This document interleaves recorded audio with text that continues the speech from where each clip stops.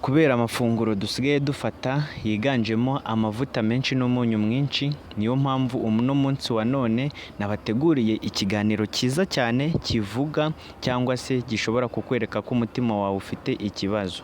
Muntu uri hano ukunda gukurikirana ino channel yitwa Buzi TV, ndagusaba cyane ko wakurikirana iki kiganiro kuko hano tugiye kuvuga ibimenyetso bigera ku 8 bishobora kukwereka ko umutima wawe ufite ikibazo cyangwa se kurwaye indwara z'umutima. Uno munsi wa none dusigaye dukoresha amafunguro menshi cyane arimo umunyu mwinshi, arimo amavuta menshi, abantu bakoresha imyuka duhumeka, abantu bakoresha amatabi. Ibyo byose ni ibintu bigenda bikagira ingaruka ku mutima, ejo cyangwa ejo bundi ukumva ngo uri kurwarira indwara runaka zishingiye ku mutima. Uno munsi wa none rero ibi ni ibimenyetso 8 nabateguriye bishobora kukwereka ko umutima wawe ufite ikibazo cy'uburwayi cyangwa se umutima wawe utameze neza. Wowe rero ugeze kuri no YouTube channel aka kanya, niba utarakora subscribe yikore, ariko nanone ushishikarize cyangwa se usharinga ku bantu benshi video tuba twasize kuri no YouTube channel yanyu kugira ngo basobanukirwe byinshi ku buzima. Uno munsi wa none rero reka turebe tugendane hamwe ibimenyetso bigera mu 8 byose nibyo tugiye kurebaho twihuta ku buryo bitari budutware n'agahe kanini kandi tukaba tumaze gusobanukirwa ibintu byinshi. Twihuse cyane rero, ikimenyetso cya mbere, akenshi umuntu ufite ikibazo cy'umutima cyangwa ufite ikibazo cy'uko umutima we utari gukora neza, usanga ari kumva amerewe nabi cyane mu gatuza, kumererwa nabi cyane mu gatuza ku buryo noneho no guhumeka bishobora kukunanira cyangwa se ukumva urababara cyane mu gatuza. Ibi ngibi ahanini biterwa n'uko hari imitsi itwara amaraso iba yifunze, ni imitsi itwara amaraso cyangwa se iyagarura. Iyo yahuye n'ikibazo cyo kwifunga, icyo gihe wumva uri kuribwa mu gituza cyangwa se ukumva mu gatuza haremereye cyane. Icyo ngicyo ni ikimenyetso cya mbere. Niba uzi ko icyo kimenyetso cyangwa niba uzi ko ibyo bijya bikubaho ukababara mu gatuza nta yindi mpamvu cyangwa uzi ko nta kibiteye, menya neza ko umutima wawe ufite ikibazo, cyangwa menya neza ko umutima wawe ugiye guhura n'ikibazo cy'uburwayi cyangwa se ugiye wahungabanye. Ubwo ngubwo bityo bitume washaka uburyo wakegera muganga se cyangwa ukaba wambaza nkakurangira product nziza ushobora gukoresha cyane. Ubwo ngubwo rero menya ko umutima wawe ufite ikibazo. Ubwo twihuse cyane tugiye ku kimenyetso cya kabiri. Ikimenyetso cya kabiri gishobora gutuma umenya ko ufite ikibazo cy'umutima cyangwa urwaye umutima, igihe cyose uzaba ufite isesemi cyangwa ukagira ikirungurira cyangwa igogora ritagenda neza, no kuba wababara igifu. Ibi ngibi ahanini numara kwibonaho ibi bintu kenshi cyane, uzamenye ko umutima wawe ufite ikibazo, kuko ahanini nuko aba ari amaraso aba ari kubura mu mubiri, cyangwa se ari akazi umutima ushinzwe gukora, cyangwa amaraso aturuka mu ntungamubiri zitaba ziri kugenda neza, bigatuma umutima wawe ugira ikibazo. Igihe cyose rero uzabona iki kibazo cyangwa ibi ngibi bizakubaho, kugira isesemi, ukumva ufite ikirungurira cyangwa se igogora rikagenda nabi, cyangwa ukumva uraribwa igifu cyane, icyo gihe bishobora guterwa n'izindi ndwara, ariko nanone uzamenye ko n'umutima ushobora kuba urwaye umutima ushobora kuba wagira n'ibi bimenyetso. Akenshi rero umutima ugira indwara nyinshi cyangwa ugira ibimenyetso byinshi ku buryo abantu bashobora kutamenya ibyo ari byo, ariko ahangaha twagutoranyirije ibimenyetso bimwe na bimwe bishobora kukwereka ko noneho umutima wawe ufite ikibazo. Niwibonaho bimwe muri ibi bimenyetso, uzamenye ko umutima wawe utakora neza cyangwa se bitagenda neza. Ubwo dukomeje twagiye no ku kimenyetso cya gatatu. Ikimenyetso cya gatatu gishobora kukwereka ko umutima wawe ufite ikibazo ni igihe cyose uzumva akaboko kawe k'ibumoso, akaboko cyane cyane k'ibumoso, kuko umutima uherereye n'ubundi mu ruhande rw'ibumoso ku mubiri w'umuntu. Rero igihe cyose uzumva akaboko k'ibumoso gafite ikibazo, cyangwa igihe cyose uryamye ukumva waryamiye akaboko runaka gahise karuha, cyangwa ukajya wumvamo ibinya, cyangwa se ukumva hari uburyo katameze neza, icyo gihe nacyo niwumva icyo kimenyetso uzamenye ko umutima wawe hari ikibazo ufite, ku buryo ushobora kuba wakegera ababishinzwe cyangwa abashinzwe kugusuzuma, bakaba basuzuma umutima wawe ko nta kibazo ufite cy'uburwayi. Twihuse cyane rero reka turebe no ku kimenyetso cya kane. Ikimenyetso cya kane ni ikimenyetso gikunze no kuba ku bantu benshi bagiye batandukanye. Ikimenyetso cya kane kizakwereka ko umutima wawe ufite ikibazo ni igihe cyose uzumva ufite isereri cyangwa se ukumva ufite ikizengera. Icyo gihe nabwo uzamenye ko umutima wawe ufite ikibazo mu bintu bigendanye no gupompa amaraso cyangwa se no gutembereza amaraso mu mubiri. Ubwo umutima uzaba uri gutera amaraso ntashyike ku bwonko neza, bityo bigatuma wumva uri kuzungurira cyangwa se ukumva ufite ikizengera cyangwa se ukagira isereri. Hari abantu benshi bashobora kujya nk'ahantu runaka, ni hejuru se, cyangwa se akaba yari yicaye ahantu, cyangwa se akaba hari ukundi kuntu yari ameze, ariko yahita ahaguruka ako kanya, cyangwa se wagira n'akandi kabazo runaka ukumva ugize ikizengera cyangwa se ukagira isesemi, ibyo ngibyo ukagira isereri. Ibyo ngibyo byose nibikubaho uzamenye ko umutima wawe ufite ikibazo. Uzamenye ko umutima wawe ufite ikibazo, icyo gihe bizatuma igihe cyose uzajya kwa muganga uzanisuzumisha barebe uburyo umutima wawe uhagaze. Twihuse cyane rero tugende no ku kimenyetso cya gatanu. Ikimenyetso cya gatanu gishobora kukwereka ko umutima wawe ufite ikibazo ni igihe cyose uzumva mu mubiri wawe ufite umunaniro ukabije. Akenshi umuntu agira umunaniro ukabije hari ikintu cyawumuteye, wenda ni uko yakoze cyane, ni uko yaryamye bitinze, cyangwa ni uko yananiwe cyane. Icyo gihe ukumva muri wowe ufite ikibazo cy'umunaniro ukabije.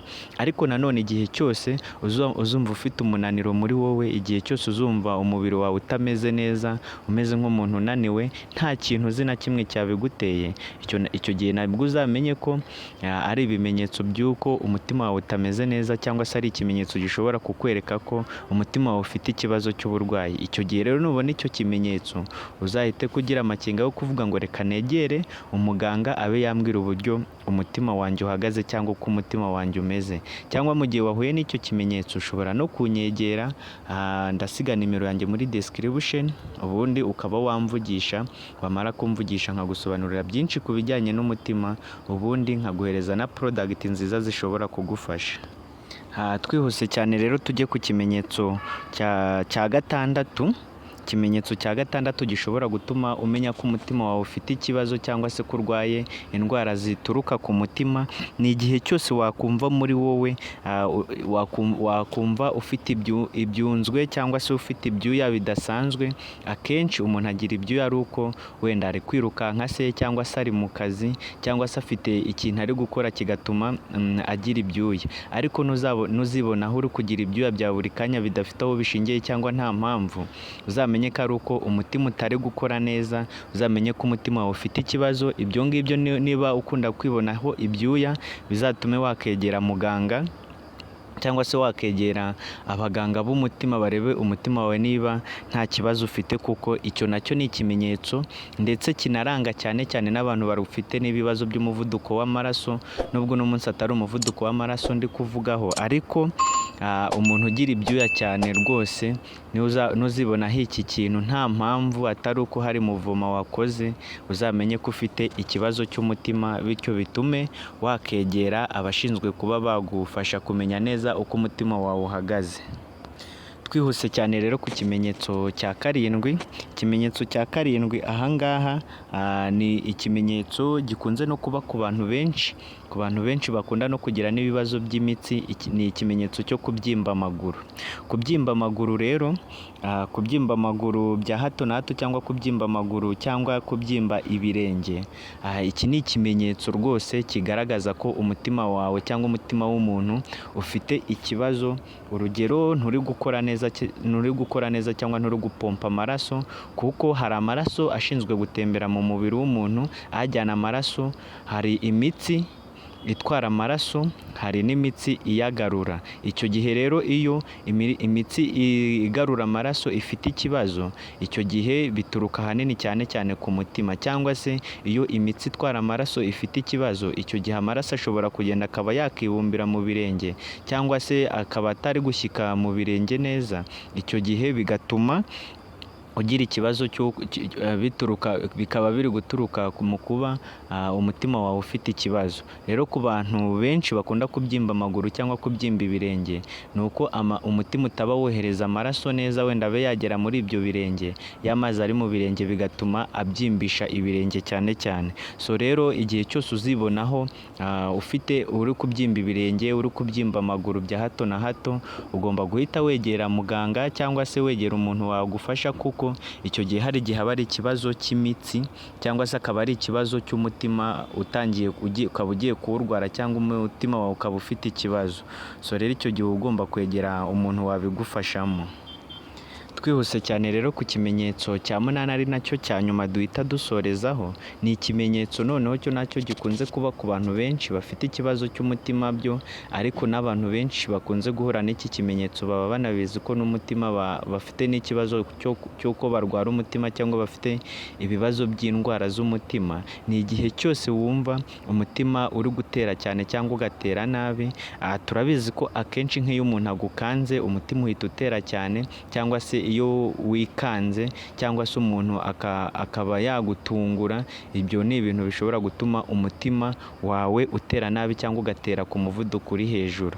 Rero ku bantu benshi bakunda guhura n'iki kibazo nta mpamvu iri kugitera, ukajya ukumva umutima wawe urateye cyane kandi aho wari uri nta kintu kigukanze cyangwa se nta muntu unagukomye cyangwa se nta n'ikintu kigutunguye, icyo gihe uzamenye ko umutima wawe ufite ikibazo, kuko bari ikigaragaza ko umeze nk'uri kugenda uva ku murongo bitewe n'impamvu runaka. Wenda ni ibinure byinshi biri ku mutima biri gutuma udakora neza, cyangwa se n'umunyu wabaye mwinshi bigatuma n'ubundi umutima wawe ugira ikibazo. Rero igihe cyose uziyumvaho iki kibazo cy'uko ukunda kugira ubwoba cyane cyangwa se kwikanga cyane cyangwa se umutima ugatera cyane, aho uri hose ukumva ufite ubwoba kandi nta mpamvu cyangwa se ntaho ubwo bwoba bushingiye, uzamenye ko ari umutima wawe ufite ikibazo. So rero ibi ni ibintu 8 nari nabateguriye, cyangwa ni ibimenyetso 8 nari nabateguriye bishobora kukwereka ko ufite ikibazo cy'umutima cyangwa se ufite indwara z'umutima zigiye zitandukanye. Ubutaha tuzaza tureba ese noneho izo ndwara z'umutima ni izihe, ese ibi bimenyetso byatera izihe ndwara z'umutima. Ubutaha nicyo kiganiro tuzaza turebaho, nkubwira ko niba utarakora subscribe kugira ngo ikiganiro cy'ubutaha uzagikurikire neza, kora subscribe kandi ukande like ndetse unasharinge ku nshuti n'abavandimwe bajye basobanukirwa byinshi ku bijyanye n'ubuzima kuri no YouTube channel yanyu yitwa Buzi TV. Kandi mbabwira ko nanabakunda cyane, ko mukunda gukurikirana ibi biganiro kandi ngakunda n'uburyo mumbwira ngo birabafasha cyane. So rero nashishikariza buri umwe wese ko yajya akurikirana ibiganiro tugenda tunyuza ahangaha, kuko turabikeneye mu buzima bwacu bwa buri munsi, kubera ko kuri ubu ngubu turi mu isi y'indwara, turi mu isi y'ibintu byinshi bituma duhura n'indwara zigiye zitandukanye. Ariko iyo nitugenda tumenya ikintu gituma turwara, ibyo bizatuma tubasha kugira amagara mazima cyangwa se tubasha kongera ubwirinzi bw'umubiri wacu, kuko baravuga ngo niyo ibuye ryagaragaye ntiriba rikisha isuka. So rero ndabashimiye cyane, yari Niyosibo John Paul ubakunda cyane. Tuzahura ubutaha turi kuvuga ku ndwara zimwe na zimwe ziterwa n'umutima, ku buryo zishobora no gutuma wabura ubuzima, kuko ku bushakashatsi bwakozwe hagaragaye ko indwara y'umutima cyangwa se indwara zituruka ku mutima zihitana ubuzima bw'abantu benshi batuye isi, kandi ku kigero kiri hejuru kurusha uko kera byari bimeze. Rero iyo niyo mpamvu dushaka kuzavumbura ikintu gituma abo bantu barushaho kwicwa n'izi ndwara, maze twe tukabaho tubizi kugira ngo tujye